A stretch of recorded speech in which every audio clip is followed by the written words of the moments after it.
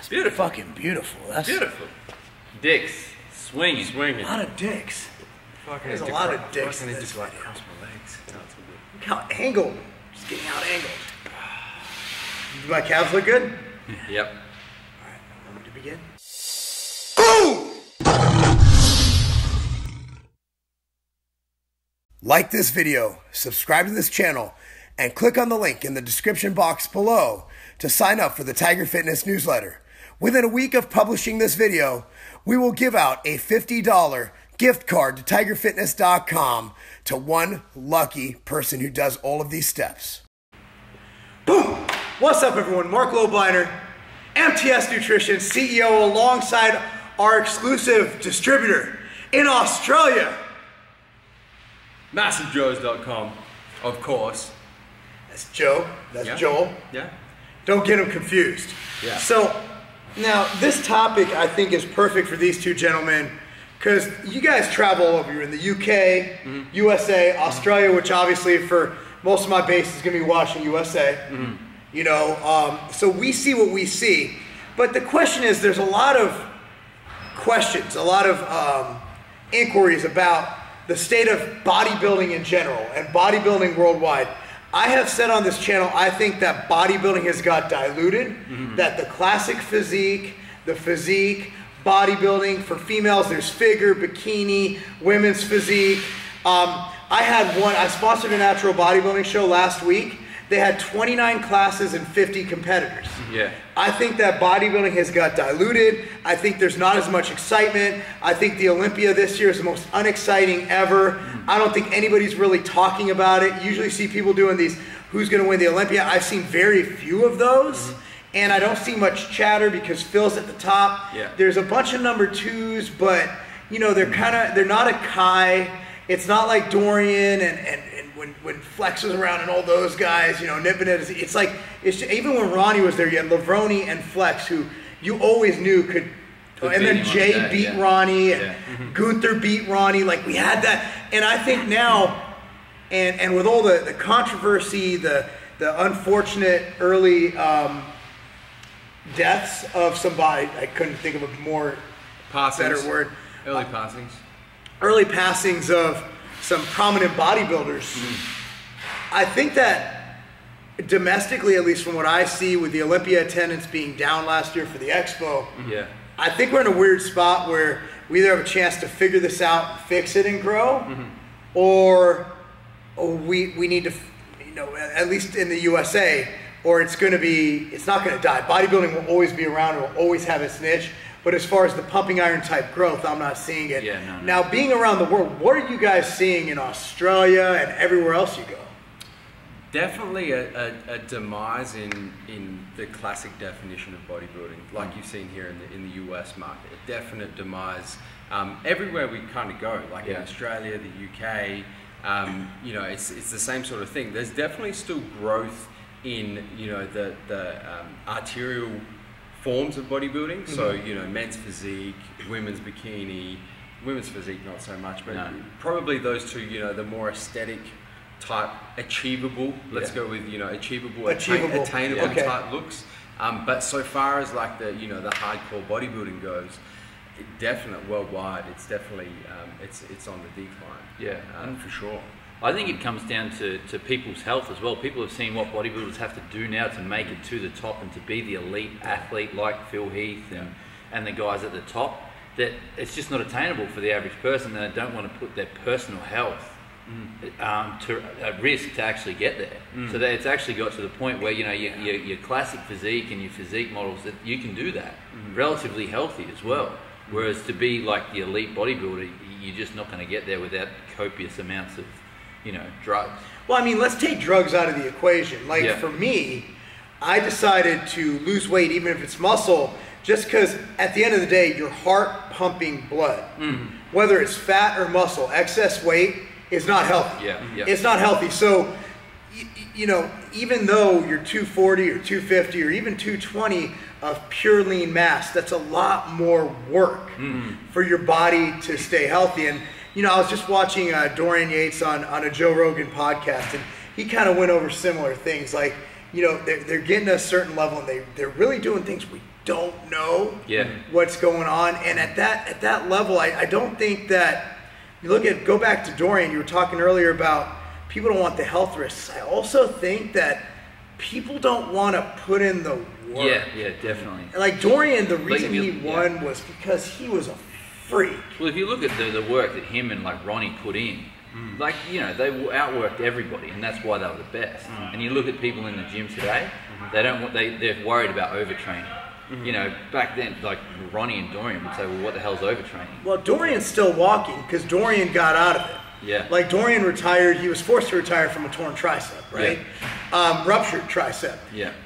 Ronnie literally can't walk. Yeah. Without assistance. Yeah. So that's the issue, is that, you know, I think people see that, and it's, you know, it's kind of disengaging to want to be a part of that. So here's my question. Where do you see, like, you have a crystal ball. Yeah. Okay, bodybuilding. 5 years, 10 years. Do you see it making a gradual shift to where classic takes over bodybuilding? Do you see physique doing more? Do you see bodybuilding still existing but as a sideshow? Or do you see bodybuilding going the way of women's bodybuilding and being replaced by classic bodybuilding? In your opinion, what is the next step for the sport? Well, I'll start. Like 5 years ago, I actually thought there would be a rapid decline in, you know, I guess like the pro open bodybuilding like it's in the IFBB. I actually thought that it's got to the point now where the physiques that actually start going towards a smaller type, I guess, look, which isn't the case. People still want to see the freaks. They really do. That's what I want to see. Yeah. So I think there'll still be that like you said, Mark, it'll always be there, but there'll be that increase in the classic physique and the physique type athletes. That's going to be the area where the sport can still grow, but there'll always be the freak shows. People want to see that. Okay. I'm gonna flip this on its head a little bit, and I'm gonna, you know, point out that if you look at bodybuilding as a sport and you compare it to most other, let's say mainstream sports, bodybuilding is not mainstream, but most other mainstream sports, most other sports have some sort of players union, right? Where the athletes are represented and have a voice with, you know, the federation or the organisation. You look at the NBA Players Union, the NFL Players Union. Even in Australia, we've got the Australian football rules. Yep. There's a representation for the athletes. Bodybuilding doesn't have that. So what you're having is you're getting the athletes who are misrepresented.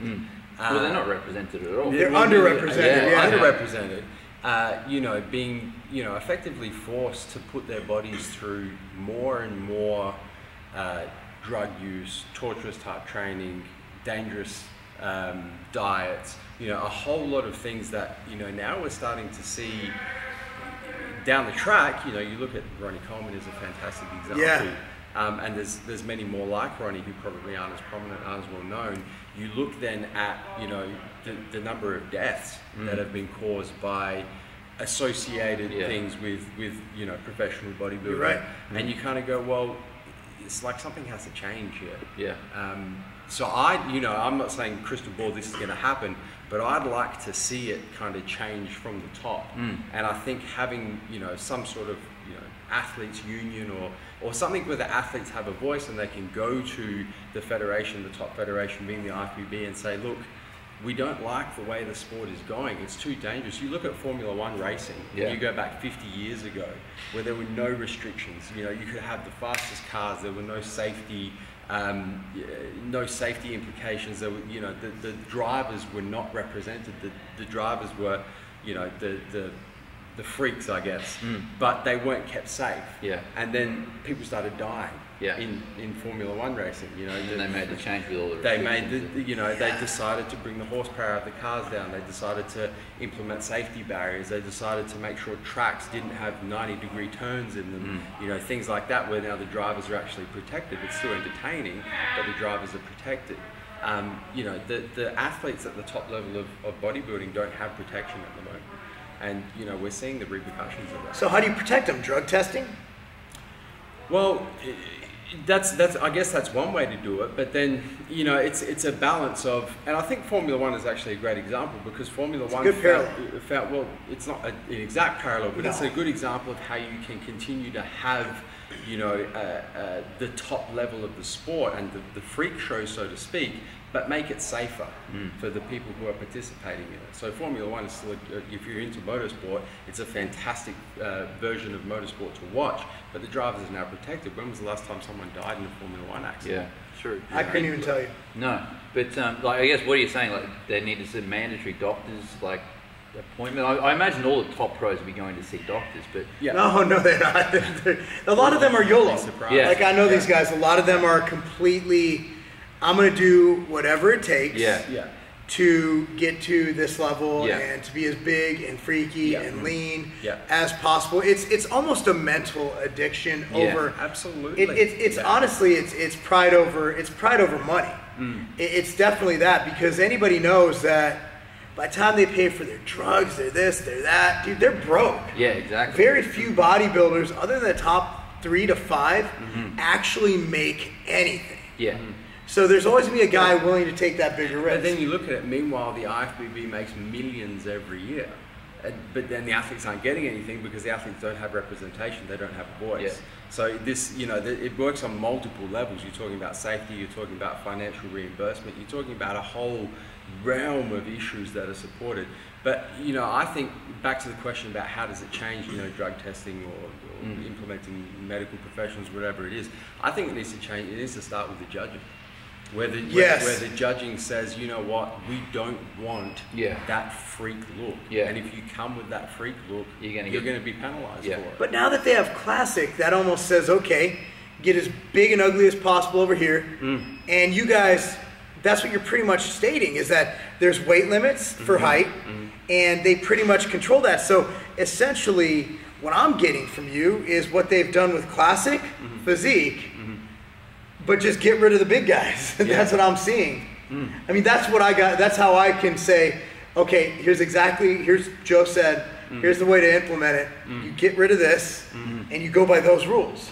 Because that pretty much is classic. Well, but the thing is, it always gets worse. Like, think of it this way. Remember the 202 class? Oh, you mean the 212 class? Exactly.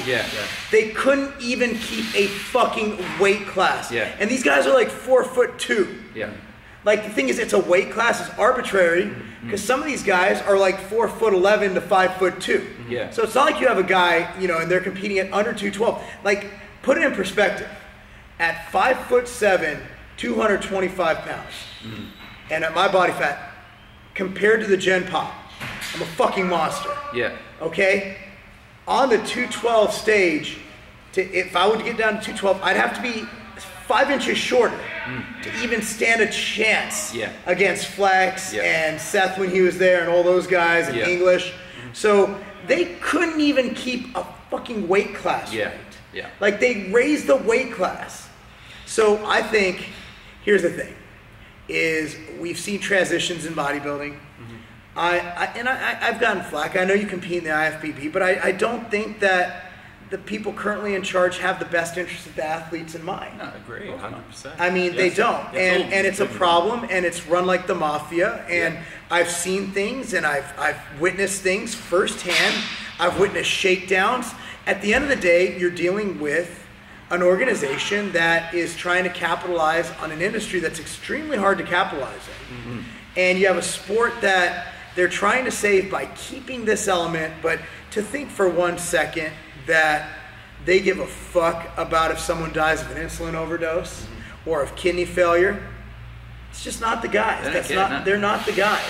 So we need, in my opinion, and the thing is, people are so caught up in what they're doing, is there needs to be, and I thought NABA internationally has become a good number 2. Domestically, they suck. They suck. I thought it'd be better with Eddie Robinson running it. He's doing just as piss poor of a job. So there is no number 2. So you have monopolization. So you have an athletes union. What happened when Vince McMahon started the WBF? The athletes were like, okay, cool. All the big names jump ship. Shit, even the NFL. The WFL, the World Football League, came in. Guys like Larry Zonka, I don't know if you guys know him, a fucking greatest fullback ever, jumped ship. They were out of business within 2 years. So until the consumers come in, till the fans, and say enough is enough, we're not watching this shit anymore. You're gonna see it get worse and worse, and the bodies will be piling up. Just watch. Yeah. It's getting more of a freak show. Like back, like I was watching Dorian's interview with Rogan, and the funny thing is, he's like, they're doing stuff now we didn't even know about. Like they're doing with the insulin, the GH, all that, the IGF-1, the peptides. Like they didn't do that shit back then. So like they were talking about gut size. Dorian's like, I don't fucking know where it comes from. We don't even know what they're on right now. Yeah, and that's the scary thing. Is no one knows. Six-time Mr. Olympia. He literally was the definition of hardcore. Yeah. And he's still alive and in great health because he got out when he could. Yeah. So look at it that way. Then you got guys who, I mean, well, Flex, you can look at it good or bad, but like, here's a guy who's in his 50s, already had kidney failure, and he's back and is going back on stage. Why? Got to pay your bills. Exactly. I'm guessing that he needed to maintain relevance in the industry. He looks fantastic, but like, I'm not a scientist. Yeah. But if you've had kidney failure, just getting to that level of leanness can't be good for you. No. And that's the thing you have to ask is at what cost are you prepared to do it? And that's at what cost are you afraid to give up your lifestyle of living in a nice house with a nice car? And, honestly, if for me, that's what they know. Yeah. For me, I look at it this way. Would I take 20, 30 years off my life to ensure my kids had a roof over their head and food on the table? Absolutely. For them, it's fight or flight. It's all they know. Yeah. Like, have you heard of Flex winning any Nobel Peace Prizes since he's left bodybuilding? He had a stint with MD. He was at Crealkaline. He did the natural freak thing. But like Levrone, I mean, his line wasn't selling. What can he do? Get back on the Olympia stage at 53 years old. Make yourself relevant. It's what they know. It's like when an NFL guy retires, a lot of these guys end up going fucking broke. They make a couple million. That shit goes fast. Yeah. Especially when you don't have work. You know, like a lot of these guys do. So that, in my opinion, is, I agree with Joe. But that's not going to happen. Yeah. We need either somebody up top to say, you know what? These guys can go start their own big people organization. IFBB is classic physique is the rules we're going to go by and that's standard. We're not even going to call it classic physique. We're just going to call it bodybuilding now. Yeah. Or we need a good number two to do that same thing. I don't see either of those happening. I see bodybuilding maintaining or declining. Yeah. I don't see it going away. Bodybuilding's here to stay. I'm always gonna love it, but I don't see it growing at this point. I agree. And pumping iron, like Ronnie, remember Arnold running in the water, like just frolicking along and playing football before like 2 weeks out from a show, like Robbie Robinson, like throwing a football and catching it. Can you imagine Big Ramy running and fucking catching a pass right now? No. That'd be the greatest video ever. Can you imagine Big Ramy and fucking... Can you imagine him actually running? And fucking Rolly playing catch? Yeah. First of all, they can't get their arm back. Yeah. It'd be like a shot put. Yeah, it'd be like from me throwing to Mark. Like, that's... Anyway, I want to put two things across. One is go to massivejoes.com. You guys got phenomenal content. If you're in Australia, it's the place to get everything. From kick-ass apparel to MTS Nutrition, the exclusive MTS distributor in Australia. Secondly, we want to know what you think. Yeah. Tell us, just be respectful. Obviously, I block everyone who says mean things. Unless it's about Joel. Say what you want. I don't care what you guys say. I'm not blocking anything you say about Joel. Yeah. But let us know down below. Comment down below. Be sure to subscribe. And again, check out massivejoes.com. If you're in Australia and you don't know that they're the exclusive retailer and distributor of MTS, sorry, it's the gym. It's fucking of MTS Nutrition, then you've been living under a rock. Yeah, definitely. All right, thanks guys for joining us. Let us know your thoughts. That's not a game.